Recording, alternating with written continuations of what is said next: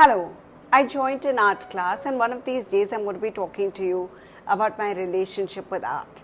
But today's video is about a conversation with a young boy in my art class. This boy is in the 9th standard and studies in a reputed school. He has taken up art as one of his electives. I asked him who the principal of his school was, and to my surprise he said he didn't know her name. I'm shocked. Children are so unaware about the people in their surroundings, even though they have exposure to the whole world with phones and all these other fancy devices.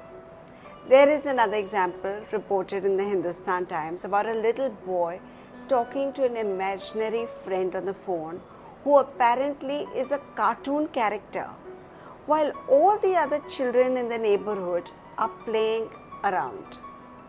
His father explains that it's the child's defense mechanism to avoid interacting with his peer group, and he prefers imaginary company over actual play with other children. So now for another incident. A boy was getting back from school in the school bus, and after some time on the road, he saw that the driver was falling asleep and the bus was veering to the right and was about to fall into a ditch. He quickly got up from his seat and grabbed the wheel and straightened it, averting a major accident. The boy was acknowledged for his presence of mind and also for his awareness. There was an inquiry and it was found that this boy was the only boy on the bus who was not on his mobile phone. Every other child was on the phone.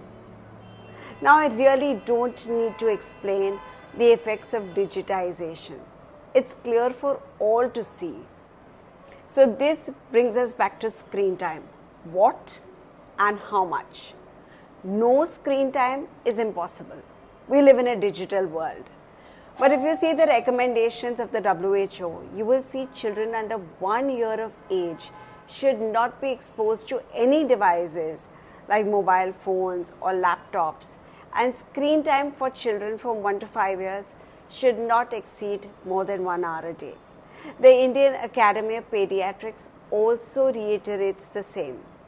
According to child psychologists, exposure to gadgets at a young age can lead to serious developmental issues, both cognitive and emotional.